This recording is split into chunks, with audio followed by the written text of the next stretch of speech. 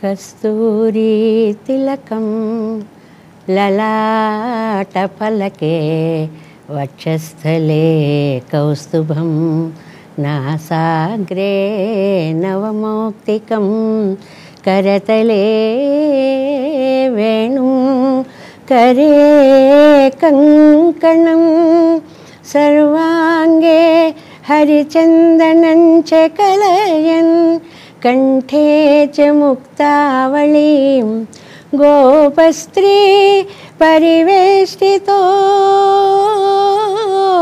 विजयते गोपालचूडामणिः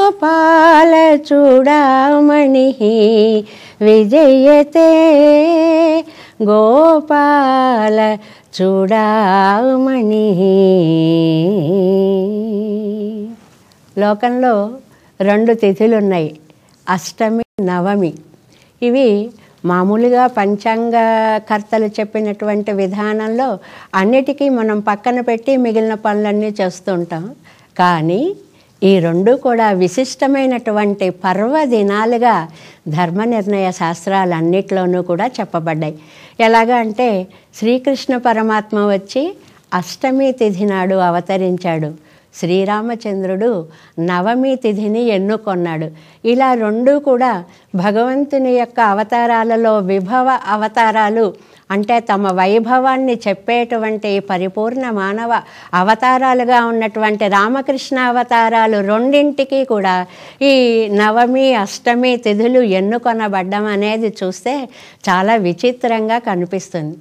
కృష్ణ అష్టమి ఈ తిథి శ్రీకృష్ణుని యొక్క జయంతి అని ఒక మాట అంటారు. అష్టమి రోహిణీయుక్త జయంతీతి ప్రకీర్త్యతే అని దీనికి జయంతి అంటే ఏమిటో ఒక చక్కటి అర్థాన్ని చెప్పారు. అది తిథి, మాసం, ముఖ్యంగా నక్షత్రం ఇవి కలిసినప్పుడు వచ్చేటువంటి ఉత్సవానికి జయంతి అని పేరు. అందులోనూ అష్టమి తిథి, రోహిణి నక్షత్రం ఇవి 2 గనక కలిసి వస్తే దానికి జయంతి అని పేరు.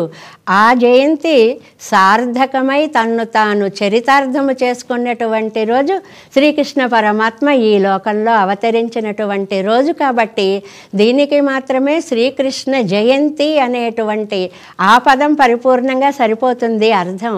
మరి మిగిలిన పుట్టినరోజుల్ని మనం జయంతి అనమా అంటే అంటాం. పుట్టినరోజు అనేటువంటి అర్థంలో ఆ పదాన్ని వాడుతూ ఉంటాం. కానీ జయంతి అనే పదానికి నిర్వచనం చెప్పడం అంటూ వస్తే మాత్రం అది శ్రీకృష్ణాష్టమికే 100కి 100 పాళ్ళు సరిపోతుంది అని మన శాస్త్రాలన్నీ కూడా చెప్తున్నాయి. ఈ అష్టమి నవముల్ని ఒక పండుగ దినాలుగా మన ఆగమ శాస్త్రాలన్నీ కూడా చెప్పాయి. ఈ 2 కూడా చాలా గొప్ప పండుగలు అనేటువంటిది. మనకి అన్ని తిథులకి ఒక్కొక్క రకమైనటువంటి పండగ అందరికీ తెలిసినవే, జగత్ ప్రసిద్ధాలే అన్నీ కూడా.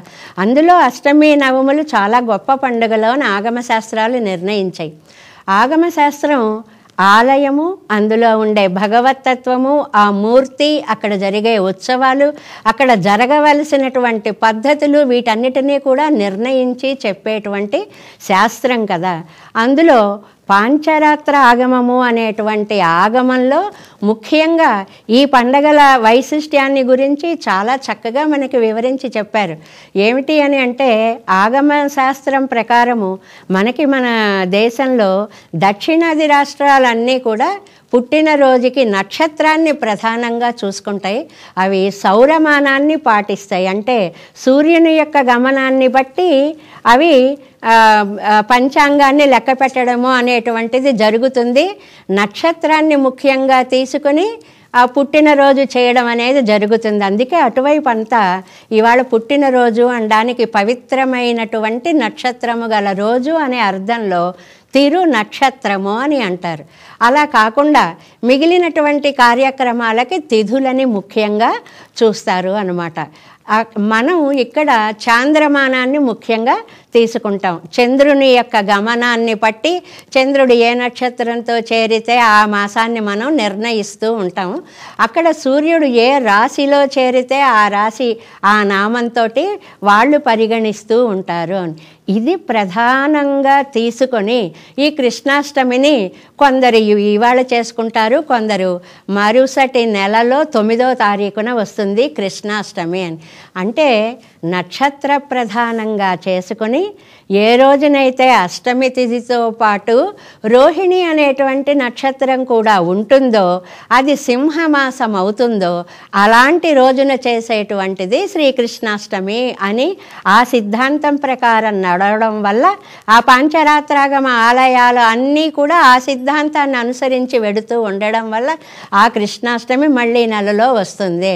ఇది కేవలం తిథి ప్రధానంగా చేసుకోవడం వల్ల అష్టమి తిథి, కృష్ణాష్టమి, శ్రావణ మాసము అనేటువంటి సిద్ధాంతంతో ఇవాళ ఈ కృష్ణాష్టమి చేసుకోవడం జరుగుతుంది. సరే, సిద్ధాంతాలు ఏవైనా కృష్ణుడు ఆ నామాన్ని తలుచుకుంటేనే ఒక ఆనంద తత్వం మన మనసుల్లో మన కళ్ళ ముందు కూడా కదలాడుతుంది. మన మనస్సుని ఆకర్షించేస్తుంది. అలాంటి సుందరమైనటువంటి అద్భుతమైనటువంటి రూపానికే కృష్ణ అనేటువంటి నామము అని చెప్పి కృషి భూవాచక శబ్ద నస్తు నిర్వృతివాచక అని ఆ ఆనందప్రదుడైనటువంటి పరమాత్మని చెప్పేటువంటి నామంగా ఈ కృష్ణ నామాన్ని మనకి పెద్దలందరూ కూడా అందంగా చెప్పారు.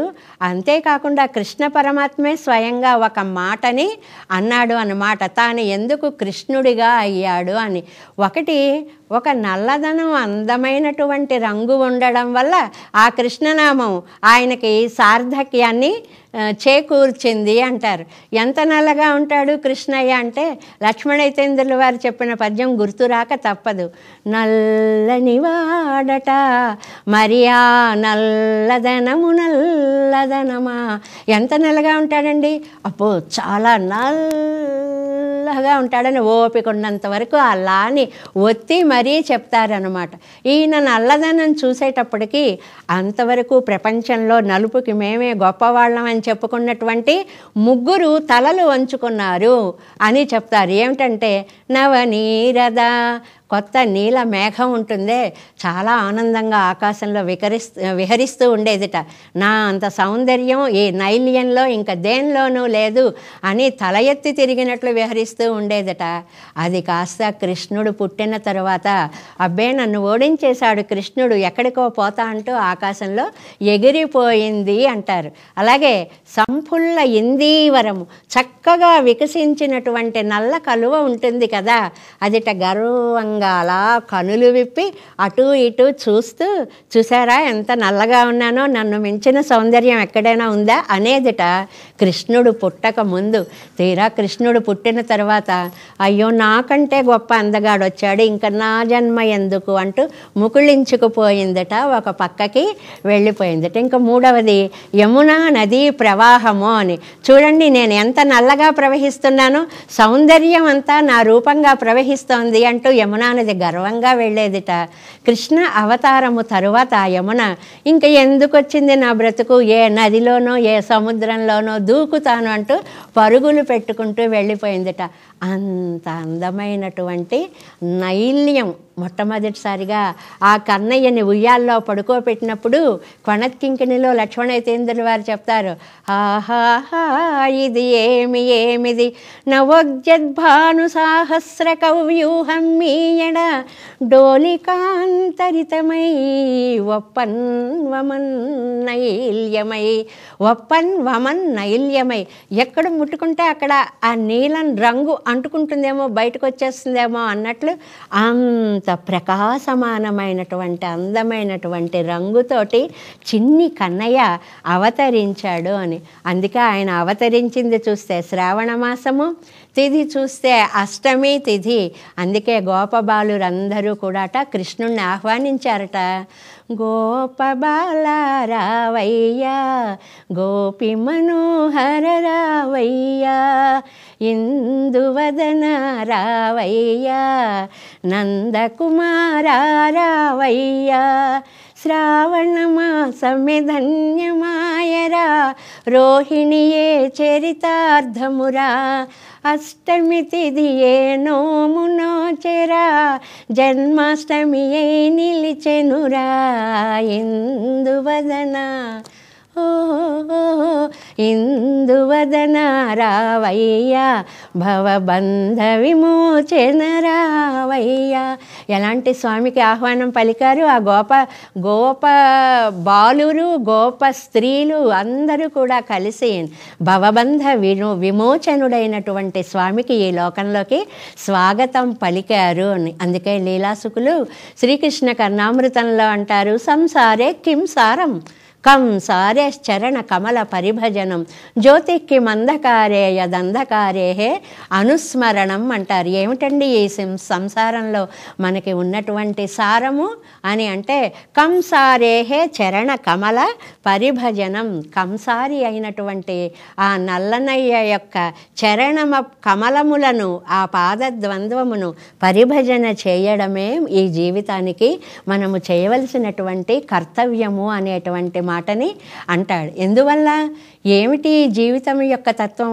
అశాశ్వతమైనటువంటి ఈ జీవితాన్ని ఒక్కసారిగా భగవంతుని యొక్క ధ్యానముతోటి మనం సార్థకపరుచుకోవడమే జీవితానికి లక్ష్యము అనేటువంటి దాన్ని పెద్దలందరూ కూడా తమ తమ వాంగ్మయంలో మనకి ఈ జాతికి అందించారు. అందువల్ల మనం వారికి ఎప్పుడూ కూడా రుణపడి ఉంటాము అని. అలా అవతరించినటువంటి స్వామి సింహమాసే అసితే పక్షే రోహిణ్యామష్టమీ తిథౌ చరమార్థ ప్రదాతారం కృష్ణం వందే జగద్గురుం. ఈ శ్లోకాన్ని కృష్ణాష్టమి నాడు తప్పకుండా చదువుతారు. ఇది దాక్షిణాత్య సంప్రదాయంకి సంబంధించింది కాబట్టి ఆ మాసం సింహమాసము, అది కృష్ణపక్షము, అది రోహిణీ నక్షత్రము, అది అష్టమి తిథి. వీటి కలయిక ఎప్పుడు ఉంటే అప్పుడు కృష్ణ జయంతిని మనం చేసుకోవాలి అని చెప్తారు. ఎవరండి ఈ శ్రీకృష్ణుడు? చరమార్థ ప్రదాతారం. చరమార్థము అని చెప్పి అత్యద్భుతమైనటువంటి ఒక అర్థాన్ని చెప్పాడు ఆయన శ్రీకృష్ణ పరమాత్మ. జగద్గురువైనటువంటిది శ్రీకృష్ణ పరమాత్మ సర్వధర్మాన్ పరిత్యజ్య మామేకం శరణం వ్రజ అహం త్వా సర్వపాపేభ్యో మోక్షయిష్యామి మా శుచః. ఈ శ్లోకాన్ని మనకి చరమ శ్లోకము అని అంటారు. ఒక చక్కటి సంప్రదాయంలో అన్ని ధర్మాలు వదిలేయండి, ఏం పర్వాలేదు, మాం ఏకం శరణం వ్రజ, నన్ను ఒక్కడే శరణుగా సేవించండి, పొందండి.